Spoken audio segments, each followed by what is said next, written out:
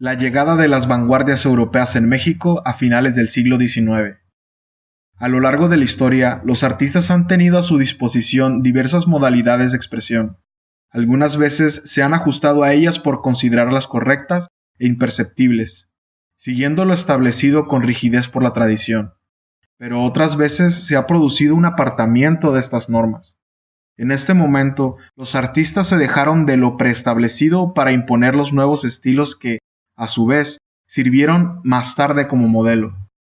Así nació el vanguardismo, el cual se manifiesta a través de varios movimientos de vanguardia, los mismos que desde planteamientos divergentes abordan la renovación del arte, desplegando recursos que quiebren o distorsionen los sistemas más aceptados de representación o de expresión artística, en teatro, pintura, literatura, cine, música, etc.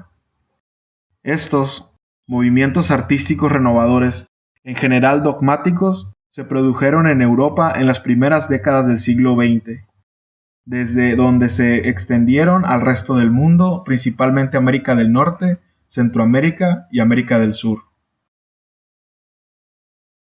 Causas del vanguardismo. La causa del surgimiento de las vanguardias es el rechazo de pautas anteriores y a la estimación negativa del pasado. Las vanguardias significan una protesta, un grito de rebelión en pos de nuevas realidades. La Primera Guerra Mundial y los acontecimientos posteriores implicaron, en campo cultural, una serie de cambios revolucionarios, como consecuencia del derrumbe de una gran cantidad de creencias e ilusiones. Los movimientos artísticos desarrollados durante la primera mitad del siglo XX se conocen comúnmente como vanguardias. Esto es un fenómeno relativamente reciente que da inicio en los últimos 20 años del siglo XIX, aunque históricamente se la podría ligar a la innovación, a la necesidad innata del ser humano de inventar objetos, instrumentos e ideas. Los cambios que produce el vanguardismo en el arte son: en la arquitectura se desecha la simetría para dar paso a la simetría. En la pintura se rompe con las líneas, con las formas y con los colores neutros y se rompe la perspectiva para darle paso al grabado desordenado y ampuloso. En la escultura aparecen las figuras amorfas que cada quien interpreta según su percibirlo. Surgen diferentes ismos: futurismo, dadaísmo, cubismo, orfismo, constructivismo, ultraísmo, surrealismo, etc. Diversas corrientes vanguardistas que con diferentes fundamentos estéticos, aunque con denominadores comunes, como lo fueron la lucha contra las tradiciones y procurando la novedad y la libertad, audacia y libertad de la forma, el carácter experimental y la rapidez con la que suceden las propuestas una tras otra. En el caso de México, después de una revolución que mantuvo ocupada la vida literaria por varias décadas, dejó en esta saldos favorables pero también el desgaste de una realidad mexicana que se negaba a ser ficcionada. Por un lado, la vida cotidiana y por otro la historia, a quien se le había rendido culto desmedido generando con ello la evasión o el rechazo. En el presente trabajo trataremos dos puntos en algunos autores que estuvieron inmersos en las vanguardias cuya bandera era libertad y cómo intentaban a través del estilo crear un universo literario alternativo. Características. Fue experimental y esencialmente poética. La metáfora reflejaba la libre expresión del poeta. Se liberaron las reglas de la gramática. Utilizaron un verso absolutamente libre. Rinden culto a la novedad y a la sorpresa frente a la realidad. Creación de temas de ingenio y fantasía. Más que de fantasía, se dejaron penetrar por su propia imaginación. Introducción de elementos modernos. Distorsionan los parámetros estipulados. Se oponían al pasado y usaban aforismos. Dentro de la tradición crítica latinoamericana se han desarrollado desde hace un tiempo ya numerosos trabajos acerca de la idea de la vanguardia, donde los enfoques aplicados mayoritariamente dan cuenta de lo que condujo a su conformación histórica, cultural y estética en las primeras décadas del siglo XX. La consideración puntual del vanguardismo mexicano experimentó una tensión interna al plantearse dentro de un contexto de autoconfirmación en niveles distintos.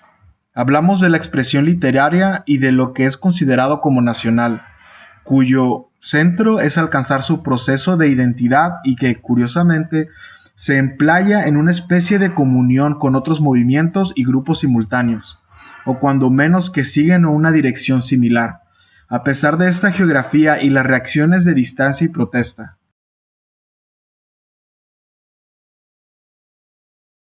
El vanguardismo en Latinoamérica se dividió en 3 etapas. Primer momento, 1900-1910.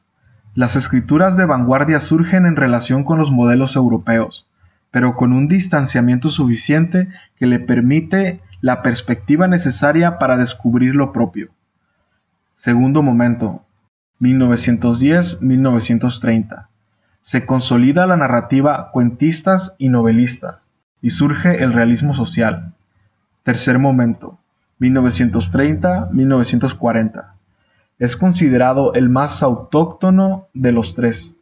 Se destacan el argentino Roberto Arlt y el mexicano Mariano Azuela y el colombiano José Eustacio Rivera.